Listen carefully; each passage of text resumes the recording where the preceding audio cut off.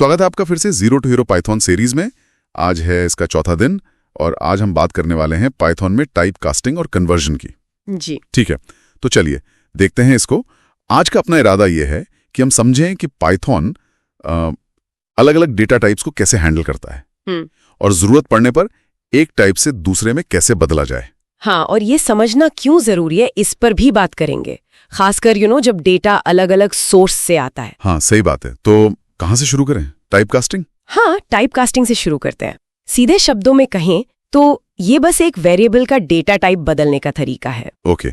और पाइथन में ये दो मेन तरीकों से होता है, एक इम्प्लिसिट मतलब अंतर्निहित और दूसरा एक्सप्लिसिट यानी स्पष्ट टाइप कास्टिंग। अच्छा, तो पहले इम्प्लिसिट की बात करते हैं। जी, जैसा नाम से लग रहा है ये अपने आप होता है। हाँ बिल्कुल, इसमें पाइथन खुद ही एक डेटा टाइप को दूसरे में बदल देता है, हमें कुछ नहीं करना पड़ता। ये अक्सर तब होता है जब डेटा लॉस का खतरा ना हो। जैसे मान लीजिए एक इंटीजर है, जैसे x = 123। हाँ, और एक फ्लोट है जैसे y = 1.23।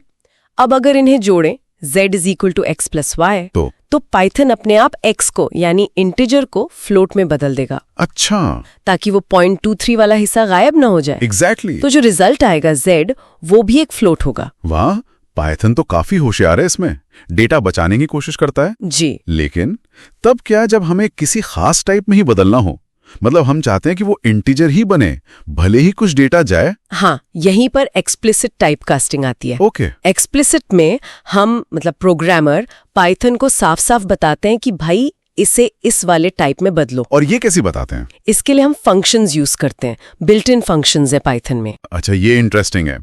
कौन से फंक्शन सबसे कॉमन है?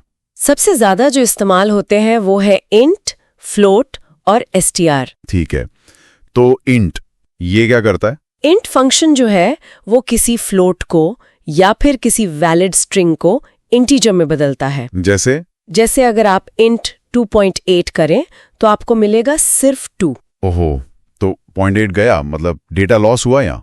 हाँ बिल्कुल। और अगर स्ट्रिंग है जैसे 3 तो इंट 3 करने पर आपको नंबर 3 मिल जाएगा।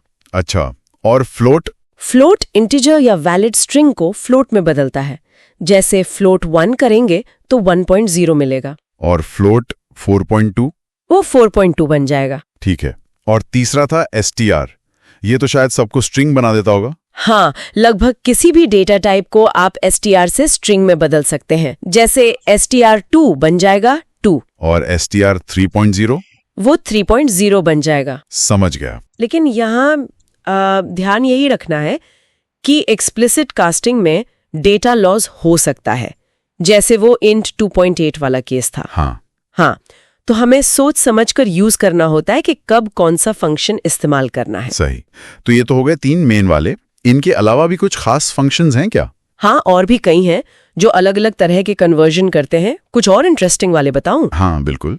जैसे ऑड है, ये एक कैरेक्टर लेता है और उसका यूनिकोड नंबर बताता है। अच्छा। हाँ, और फिर है हेक्स और ऑक्ट, ये किसी इंटीजर को लेते हैं और उसे हेक्साडेसिमल या ऑक्टल स्ट्रिंग में बदल देते हैं। ओह, जैसे 0x या 0o वाली स्ट्रिंग्स। जी बिल्कुल, जैसे हेक्स 56 करेंगे तो 0x38 मिलेगा। ठीक है। फिर हैं टपल, लिस्ट, सेट, ये किसी भी इटरेबल चीज को जैसे स्ट्रिंग को क्रमशः टपल, लिस्ट या सेट में बदल देते हैं। इटरेबल मतलब? जिस पर लूप चल सके। अच्छा। जैसे स्ट्रिंग, हाँ, जैसे स्ट्रिंग, लिस्ट वगैरह। तो टपल पाइथन करेंगे तो python मिलेगा। अच्छा। और लिस्ट पाइथन से उससे python मिलेगा। और सेट तो डुप्लीकेट हटा देता है ना? हाँ बिल्कुल। तो जैसे सेट 1 2 3 1 करेंगे तो आपको 1 2 3 मिलेगा। 1 2 बार था पर सेट में एक ही बार आया। समझ गया।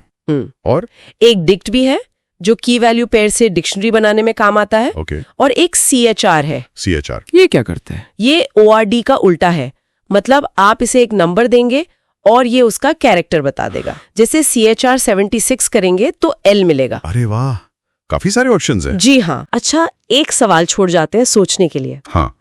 क्या होगा अगर कोई इंट फंक्शन का इस्तेमाल करके ऐसी स्ट्रिंग को इंटीजर में बदलने की कोशिश करे जिसमें नंबर है ही नहीं, जैसे मान लीजिए हेलो।